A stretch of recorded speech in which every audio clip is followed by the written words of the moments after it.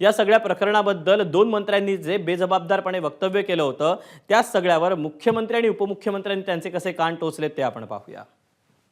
Young minister आहेत, काही करण्याचा प्रयत्न करतात, त्यामुळे मी त्यांना हा सल्ला देईल की अशा प्रकरणात बोलताना थोडं अधिक सेन्सिटिव्ह आपल्याला बोललं पाहिजे, कारण बोलताना काही चूक झाली तर त्याचा समाज मनावर एक वेगळ्या प्रकारचा परिणाम होतो।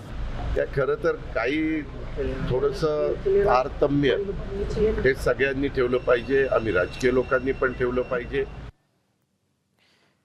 दुसरीकडे विरोधकांनी मात्र योगेश कदम यांच्यावर टीकेची झोड उठवली। आरोपीला क्लीन चिट देण्यासाठी मंत्र्यांची इतकी घाई का, असाही सवाल विरोधकांनी उपस्थित केला। अशा ह्या इनसेन्सिटिव्ह मंत्री जे आहेत, असंवेदनशील मंत्री आहेत योगेश कदम यांना मंत्रिमंडळात का ठेवावं, हा प्रश्न देवेंद्र फडणवीस यांनी स्वतःला विचारला पाहिजे। काय म्हणतो आपला मंत्री की ती ओरडलीच नाही। अरे काय लाज लज्जा शरम हया, ती ओरडली नाही। अरे काय तुला लाज वाटते की ना, तुला आया बहिणी आहेत की नाही? त्या पोरीलाच आरोपीच्या पिंजऱ्यात उभं करणं आणि त्या समस्त महिलांचा अवमान करणं आणि आरोपीला पाठीशी घालणं हे त्यातून स्पष्ट दिसते आहे। म्हणजे तो त्या मुलीला खोटं ठरवत आहे आणि बलात्कारांना पाठीशी घालतो आहे। माननीय योगेश कदमजी यांचं हे अत्यंत अपरिपक्वतेचं हे वक्तव्य आहे, अत्यंत दुर्दैवी हे वक्तव्य आहे आणि अशा पद्धतीने वक्तव्य करण्यापेक्षा खरं तर तिथली नेमकी कायदा सुव्यवस्थेची काय परिस्थिती होती याचा आढावा घेणं हे जास्त गरजेचं होतं। एका महिलेवर किंवा मुलींवर अत्याचार होणं, अशा घटना यांना जर सामान्य वाटत असतील या भारतीय जनता पक्षाच्या लोकांना, तर यांना लोकांनी रस्त्यावर ठोकलं पाहिजे। या संजय सावकारेचा आणि या गृहराज्यमंत्र्यांचा राजीनामा घ्यायला पाहिजे मुख्यमंत्र्यांनी।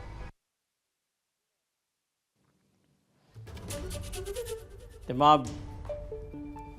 विरोधकांनी कडाडून टीका केलेली आहे दोन मंत्र्यांनी जे बेजबाबदारपणे वक्तव्य केलं त्यावर। आणि आता पोलिसांचा आपण हा ताफा पाहतोय, बहुधा हा जो ताफा आहे तो कोर्ट परिसरामध्ये पोहोचल्याचं आपल्याला दिसतंय। मोठ्या बंदोबस्तामध्ये या आरोपीला अर्थात दत्ता गाडेला घेऊन पोलीस न्यायालयामध्ये पोहोचलेले आहेत। आपण याबद्दलचे अपडेट जाणून घ्या। मंदार गुंजारे आपल्यासोबत आहे। मंदार, दत्ता गाडेला घेऊन पोलीस न्यायालयात पोहोचलेत।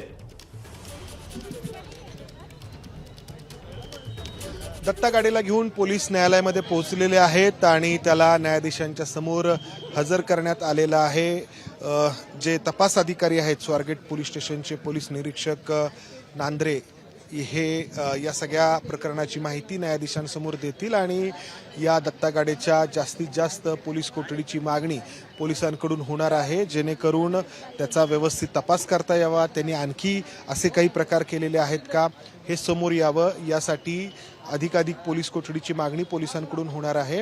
आणि 6:15 झालेले आहेत, त्यानंतर आता त्याला न्यायालयामध्ये आणण्यात आलं आणि आपण जर पाहिलं तर न्यायालयाचं हे आवार एरवी गर्दीने गजबजलेलं असतं किंवा मोठ्या प्रमाणात लोकांची या ठिकाणी ये जा असते, मात्र हे सगळं कामकाज दिवसभराचं संपू देण्यात आलं। आतल्या सगळ्या लोकांना, वकिलांपासून पक्षकार असतील सगळ्यांना बाहेर जाऊ देण्यात आलं आणि त्यानंतर अगदी मोकळ्या अशा या आवारामध्ये या दत्ता गाडेला घेऊन येणारी गाडी पोहोचली, जेणेकरून त्याच्यावरती कोणी हल्ला करू नये किंवा या गाडीला कोणी अडवू नये यासाठी ही खबरदारी पोलिसांकडून घेण्यात आली। आणि 6 वाजल्यानंतर या सगळ्या प्रकरणाच्या सुनावणीला सुरुवात होताना आपण पाहतो आहोत। न्यायाधीशांच्या समोर या दत्ता गाडेला त्यामुळे आता न्यायाधीशांच्या समोर या दत्ता गाडेला हजर करण्यात आलेलं आहे। पुढे नेमकं कोर्टात काय घडतंय मंदार अपडेट जाणून घेणार। एबीपी माझा, उघडा डोळे बघा नीट।